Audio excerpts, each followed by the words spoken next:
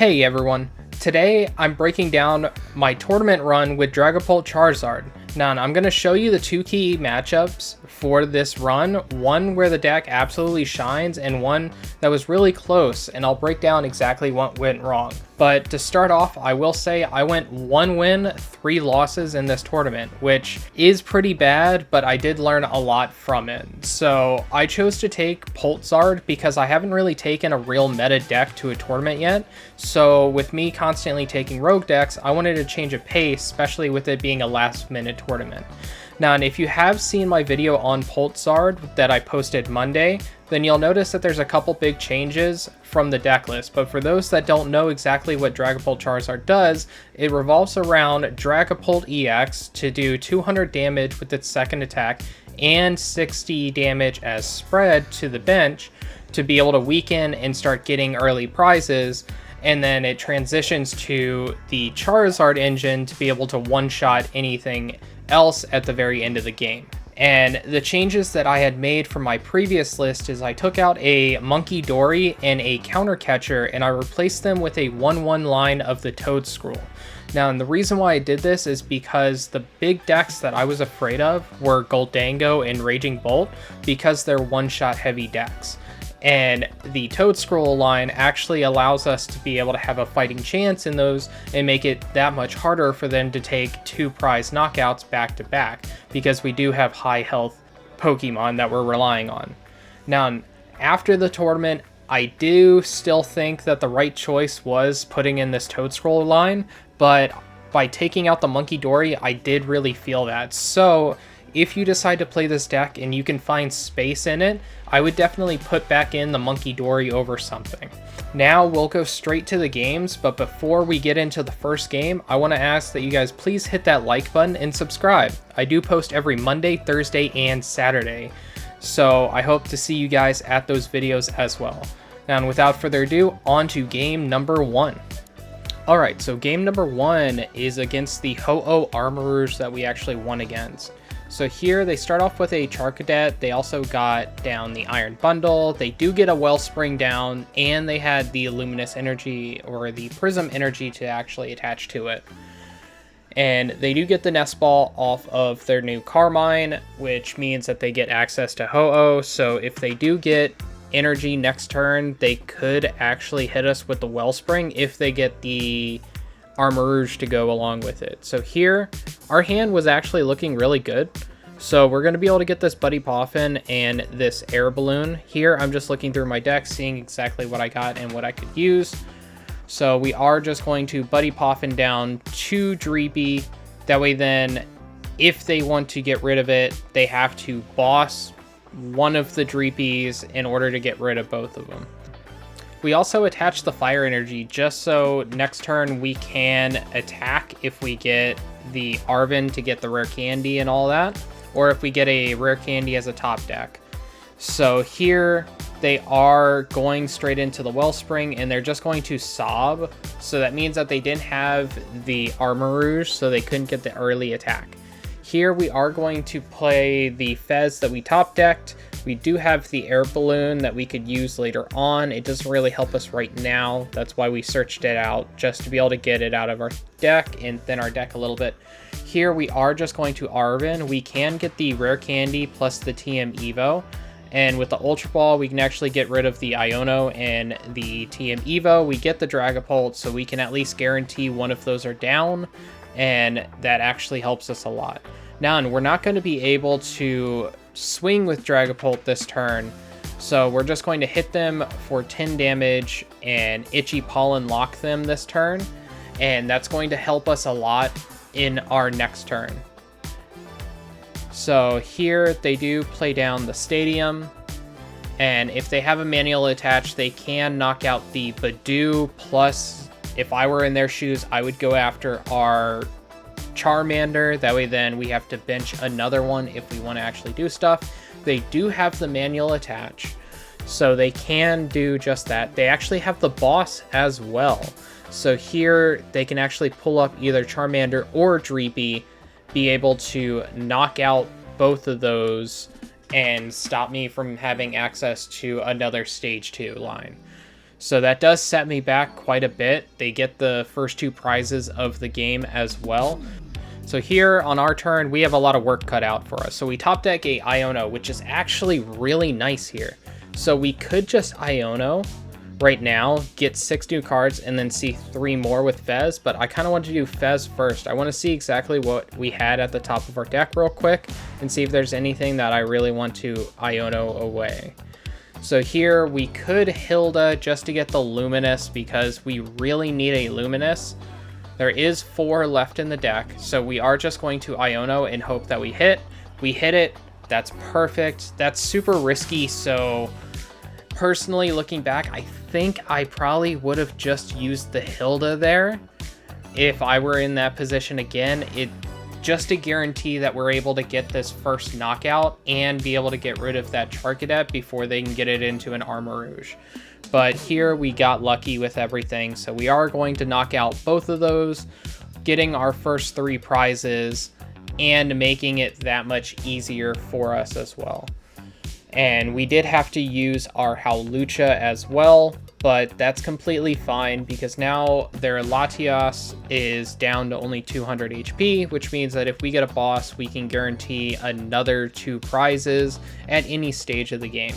Here they play down the Terapagos and they just use Ho-Oh to attach 1 and they play a second one.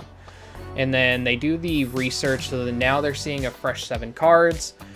So there's a high chance, yep, they got the Night Stretcher, so they're going to get the Charcadet back. So there's a high chance that they're going to be able to go into an Armarouge the following turn. So I kind of want to find a way to get rid of this Charcadet one more time. Even though at this point, we're sitting pretty, so there's nothing that we really have to worry about. But I would really like to get another either Charizard or Dragapult EX set up, so we have something to go back into. And the fact that we do have a Dreepy and a Drakloak in hand means that we can go for the second Dragapult line if I want. Here they also just brought up the Iron Bundle, forcing me to only take 1 prize. So we are just going to Buddy PAF in. This gets us a second Dreepy and another Charmander down, making it a little bit easier to go into both depending on what we want. So I am going to do that. And then I can just use my Arven this turn. And that's actually a mistake on my part, is that I didn't do the Arven. That would have thinned my deck down a little bit more. It would have telegraphed what my next play was, but I would have been able to get a rare candy, and that would have been perfect, especially since we got a Charizard EX off the top of our prizes, meaning we would have been able to go into a double Drakloak and a Charizard EX, guaranteeing that we have a second attacker. So here they are just going to Carmine again, or no, they Ultra Balled so they can find the Reshiram, which means that they're going to be able to knock out our Dragapult EX in one shot. But what they don't know is that we actually found the Charizard, and even if we didn't find the Charizard off there, we would have been able to see a bunch of cards. We would have gotten a draw for turn, 3 cards from Fez, and seen 4 more cards with our Drakloaks. So we do just promote the Budew, making it a little bit easier for us because it has free retreat. So we're just going to get the rare candy here. We're making sure how many energy we have left in the deck, and we do at least have 1 energy, which we actually had a lot more. So we're just going to quickly put on 2 energy, go back into our Charizard. It's going to do a bunch of damage and take the final 2 prizes. Alright, so for game number 2, this is the Grimmsnarl one. This one actually was super close, and I feel like there's a couple things that I did wrong because I'm not very familiar with the matchup that I think could have actually turned the game into a win for me instead.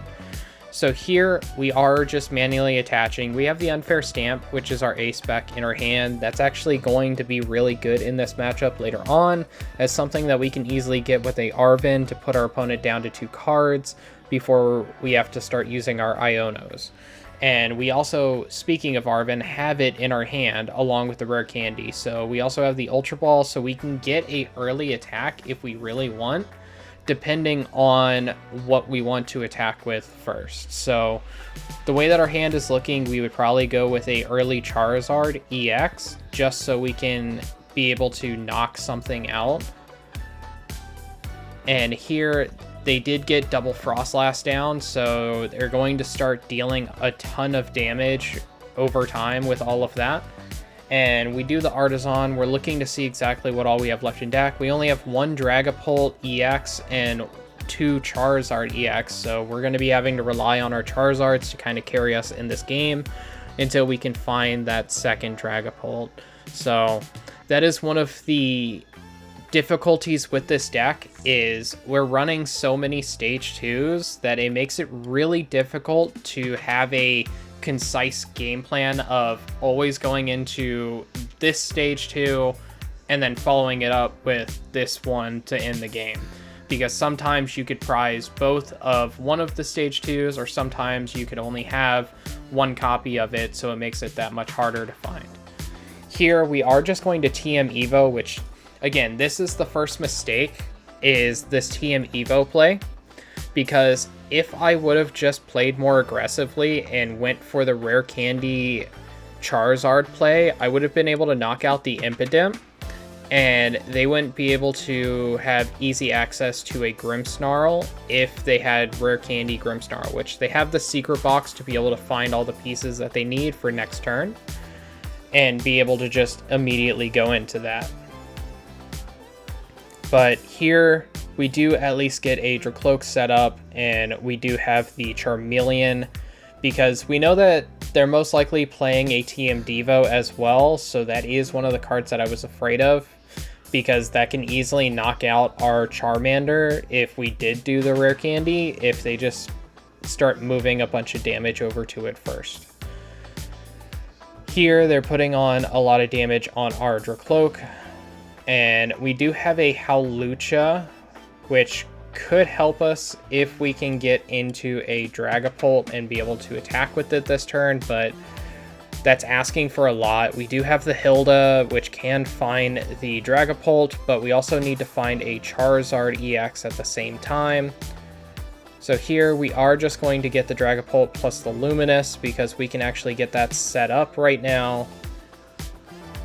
And then we had to manually attach there, and I'm just going to pass. So this is another mistake. I should have, with the Hilda, just found the Charizard and the Luminous Energy. That way then I can guarantee a swing this turn and start taking some prizes. They do hit us with the Iono, and we find the Unfair Stamp again, which is pretty good. We're most likely going to have to use that next turn. We do find two Drakloaks and another Dreepy, along with a Energy, so we can at least be able to attack next turn. They are just setting up a bunch of damage on the field, so when they can go into a Grimmsnarl, they will be able to just knock out our Dragapult in one hit. Here we are just going to throw down a Drakloak. I kind of want to look at some cards, get everything set up. We do finally find a Charizard. There was also the boss too, but we have a boss in hand. So here we are just going to go this Charizard. It's going to allow us to be able to get some energy. We have exactly enough for what we want, which we set up the Charizard. We set up the Dragapult. We have the boss, so we can actually use that. This is kind of a tough decision here. We could boss up the Impidimp and get rid of the Impidimp plus the Budew, or we could get rid of one of the monkeys, and I think the right choice would have been getting rid of the Impidimp instead of the Monkey Dory, because while the Monkey Dory is doing a lot of damage right now, constantly moving those, it's not able to move enough damage each turn to put it back down to 0, so we could easily put enough damage on it later on to guarantee that it gets knocked out at like the start of our opponent's next turn. So here they'd go Rare Candy Grimmsnarl, so we definitely didn't make the right choice last turn. And here they're going to be able to move some damage. They put it on the Drakloak because now they can put 30 damage from the Grimmsnarl attack onto the Drakloak as well. And that now softens it up enough that it gets knocked out at the start of our turn. Luckily, they weren't able to knock out our Dragapult, which I guess that's not really that lucky looking back, because if they would have knocked out our Dragapult, I think our Charizard would have been able to do just enough damage to be able to knock out their Grimmsnarl in one shot, and that would have been super helpful.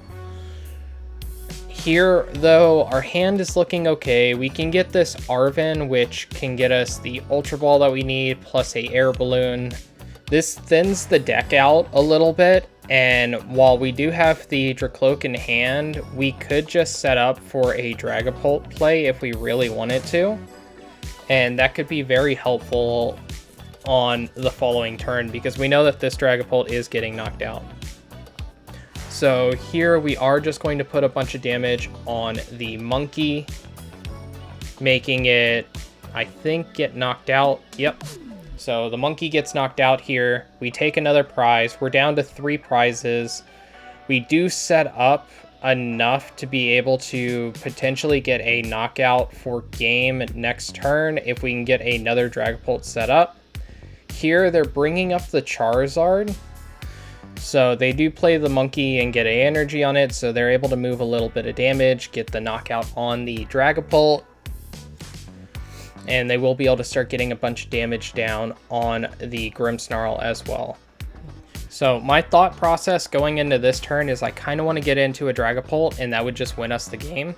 So we need a couple things. We need this Ultra Ball to get our Hawlucha. We know that we still have prized 1 Dragapult, which means we have to find our Night Stretcher to be able to get the Dragapult EX back into deck. So here I do make a little bit of a mistake by discarding that Professor's Research, but at the same time, if I'm going to use a supporter, I kind of want to use Arven instead. Here we do get the Charizard instead of the Hawlucha, and we don't have enough energy, so that was another big mistake here. We do hit them with the Unfair Stamp. We find a Fez, so we could play that, but that gives them a potential way of just winning the game. So we're just going to keep it in hand. And here we do get the Dragapult off the top of our deck. We also have a rare candy still, so we can actually use that to be able to go into it, but they have the Iono. So that means we are down to only 1 card in hand. Our Charizard has no energy because we, for some reason, went into it last turn. I was thinking that I still had some energy left in deck, so I was trying to give myself another possibility of being able to win. Here we just promote the Dreepy, and we do get a Iono, but first we are just going to Super Rod in the Dragapult plus a energy. And we actually need to see too much, and there's no way that we can actually win this game now. We could retreat into the Charizard, but at this point, it's pretty much game. They can just move damage with the Monkey Dories, and they'll win. Now then, that does wrap up my tournament run with Pult Zard, and I hope that these matchups gave you some insight into the deck and possibly helped you avoid the mistakes that I made. Now, and I love sharing my journey to improve as a player, that's why I make these videos. And if you want to see more Pokemon TCG deck guides, tournament reports, and gameplay, make sure to subscribe. I do post every Monday, Thursday, and Saturday, and look forward to Monday's video because we will be playing another top meta deck in there. And let me know down in the comments what your most memorable tournament run was. I'd love to hear from you guys. And with all that being said, have a good day, and I hope you guys win all your games.